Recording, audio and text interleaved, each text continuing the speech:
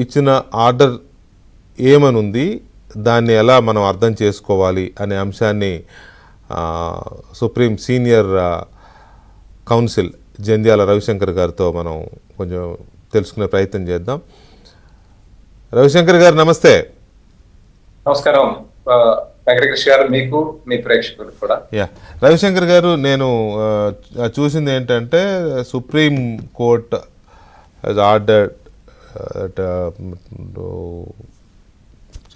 Speaker of Telangana to decide these petitions within a period of 3 months అని ఇచ్చినట్టుగా నేను లైవ్లా దీని ప్రకారం నేను చదివాను. ఏంటి దాని మీనింగ్? టు డిసైడ్ అంటే వాళ్ళని అనర్హులుగా ప్రకటించాలనా లేదా ఏంటి? నాకు అర్థం కాల, ప్లీజ్.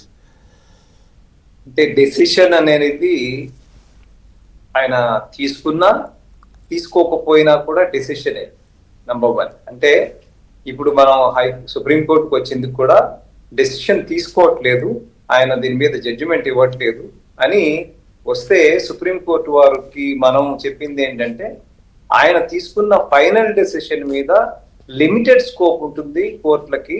అంటే ఫైనల్ డెసిషన్ వాళ్ళని డిస్క్వాలిఫై చేయటమో చేయకపోవటమో దాని మీద చాలా తక్కువ లిమిటెడ్ స్కోప్ ఉంటుంది అని మా ఆర్గ్యుమెంట్. అయితే కోర్టు ఏమందంటే నువ్వు అసలు డెసిషనే తీసుకోకపోతే కంటిన్యూస్ గా దాని సంగతి ఏంటి, అది కూడా డెసిషన్ తీసుకోకపోవడం కూడా ఒక రకంగా డెసిషనే కదా అనే పద్ధతిలో వారు చెప్పడం జరిగింది.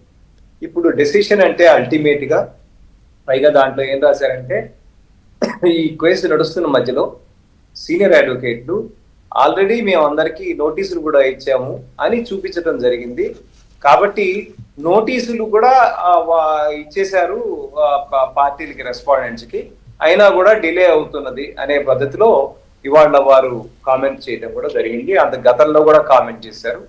ఇప్పుడు అంటే ఏంటంటే నోటీసులు ఇచ్చేశారు, కౌంటర్లకి వాళ్ళు టైం అడిగారు అని చెప్పి ఆ రోజున సెక్రటరీ తరఫున రిప్రజెంట్ చేసే న్యాయవాది గారు కోర్టుకు తెలియచేయడం జరిగింది.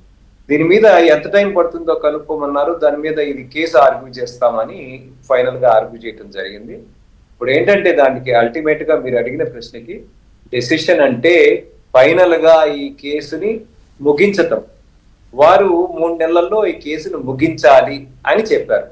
ముగించటం అనేది మళ్ళీ మనం లీగల్ పరిభాషలో కానీ నార్మల్ పరిభాషలో కానీ చేసుకుంటే ముగించటం అంటే నువ్వు అలౌ చేయటమా డిస్మిస్ చేయటమా అనేది ముగించడం. కాబట్టి ఆ డిస్క్వాలిఫికేషన్ పిటిషన్స్ ని డిస్మిస్ చేసినా ముగించటమే, అలౌ చేసినా ముగించటమే. రవి గారు ఇక్కడ నా పాయింట్ ఏంటంటే పొద్దుటి నుంచి ఇదే సస్పెన్స్ నడుస్తోంది. ఆ డెసిషన్ తీసుకోవడము ఏంటి అనేది మీరు కూడా సుప్రీంకోర్టు ప్రెమిసెస్లో మీడియాతో మాట్లాడారు, అది నేను మొత్తం విన్నాను.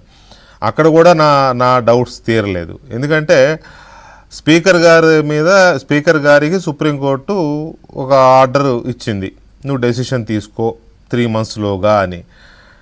డెసిషన్ తీసుకున్నా తీసుకోకపోయినా కూడా అది డెసిషన్ అవుతుందనేది మీరు చెప్తున్నారు, విచ్ ఈజ్ ఫ్యాక్ట్. ఇప్పుడు ఆయన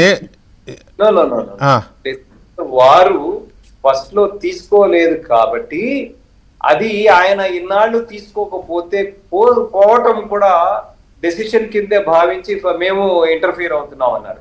ఇక్కడ డెసిషన్ తీసుకోవడం అంటే ఫైనల్ గా మీకు 3 నెలల టైం ఇచ్చాము, ఈ 3 నెలల టైంలో మీరు ఫైనల్ డెసిషన్ తీసేసుకోండి అని చెప్పడం జరిగింది. అంటే ఈ మొత్తం ట్రయల్ కానీ ఆర్గ్యుమెంట్స్ కానీ ఏవైనా కానీ ఇవాల్టి రోజు నుంచి 3 నెలల్లో పూర్తి చేయాలి అని చెప్పడం జరిగింది. అదే పూర్తి చేయడం అంటే నాకు అంటే నాకే కాదు, ఇవాళ తెలంగాణలో మొత్తం అందరికీ ఉన్న ఒక డౌట్ ఏంటంటే పూర్తి చేయడం అంటే ఎవరైతే 10 మంది ఎమ్మెల్యేల మీద కంప్లైంట్లు ఇచ్చారో వీళ్ళు పార్టీ అధికారికంగా, ఆ కంప్లైంట్లను పరిష్కరిస్తూ ఆ 10 మందిని డిస్క్వాలిఫై చేయడమా పూర్తి చేయడం అంటే, లేకపోతే ఈ కంప్లైంట్లను తీసి పక్కన పడేయడమా? కంప్లైంట్లు వాళ్ళని డిస్క్వాలిఫై చేసిన జడ్జిమెంటే వీళ్ళు డిస్క్వాలిఫైకి అంటే అనర్హతకి అర్హులు కాదు, అంటే అనర్హత వీటి మీద వేటు వెయ్యలేము అని చెప్పేది కూడా డెసిషన్ తీసుకున్నారు. That's what I want to know. ఇప్పుడు అనర్హత వీరు అనర్హులు అని డిసైడ్ చేయటము డెసిషనే, అనర్హులు కాదు అని చెప్పడం కూడా డెసిషన్. Yeah that's what. ఇప్పుడు ఏంటంటే రవి గారు, మీరు ఉమ్మడి రాష్ట్రంలో రాజ్భవన్కి అడ్వైజర్గా, లీగల్ అడ్వైజర్గా పనిచేశారు. అప్పుడు అసెంబ్లీకి మీరు లీగల్ అడ్వైజర్గా పనిచేశారు. ఇక్కడ స్పీకర్ గారు సుప్రీంకోర్టు చెప్పింది కాబట్టి 3 నెలల్లోగా ఒక నిర్ణయం తీసుకుంటూ బీఆర్ఎస్ పార్టీ ఇచ్చిన ఫిర్యాదుల మేరకు ఈ 10 మంది అనర్హులు అని చెప్పడం ఒక ఎత్తు. లేదు, అసలు ఈ ఫిర్యాదులకే అర్హత లేదు, వీళ్ళు ఎమ్మెల్యేలుగా కొనసాగవచ్చు అనే ఇది కూడా ఉంది. అంటే ఆయనకి 2 అవకాశాలు ఉన్నాయి నిర్ణయం తీసుకోవడానికి, రైట్? సో ఈ రెండిట్లో ఏది తీసుకున్నా కూడా సుప్రీంకోర్టు ఆర్డర్ అమలైనట్టేనా? ఎగ్జాక్ట్లీ, మీరు కరెక్ట్, అబ్సల్యూట్ గా. అటు వాళ్ళ అనర్హులు అని చెప్పినా, అనర్హులు కాదు అని చెప్పినా కూడా డెసిషనే. ఆయన 3 నెలల లోపలే తీసుకున్న దాన్ని అది సుప్రీంకోర్టు ఆర్డర్ని కంప్లై చేసినట్టే. సో మనం మాట్లాడుకుందాం ఇప్పుడు ఇంకొక విషయము. మీకున్న లీగల్ పరిజ్ఞానం ప్రకారం, లేదా ఇక్కడున్న రాజకీయ గతంలో జరిగిన చాలా పరిణామాలు, దేశంలో జరిగిన చాలా పరిణామాలు కూడా, ఇవన్నిటినీ తీసుకున్నప్పుడు ఈ 10 మంది కాంగ్రెస్ సభ్యత్వం తీసుకోలేదు. ఎవరైతే బీఆర్ఎస్ పార్టీ నుంచి వెళ్ళారో కాంగ్రెస్ పార్టీ సభ్యత్వం తీసుకోలేదు. కానీ విచ్ ఈజ్ ఫ్యాక్ట్, ముఖ్యమంత్రి కొందరికి, రాష్ట్ర వ్యవహారాల ఇన్ఛార్జి కొందరికి, లేకపోతే ఇంకొకరు నాయకులు ఎవరో కొందరికి కండువాలు కప్పారు. వాళ్ళు ట్రెజరీ బెంచ్లో కూర్చుంటున్నారు వీళ్ళు అధికార పార్టీతో పాటు. వాళ్ళకి యాంటీ డిఫెక్షన్ లా అట్రాక్ట్ అవుతుందా లేదా? అది ఫైనల్ గా స్పీకర్ గారు తీసుకోవాల్సిన డెసిషన్. నో, స్పీకర్ గారు ఏదైనా తీసుకోవచ్చు, మనం మాట్లాడుకుందాం. నేను అంటే ఈ సందర్భంగా నేను మాట్లాడలేను. త్వరలో మీకు దానికి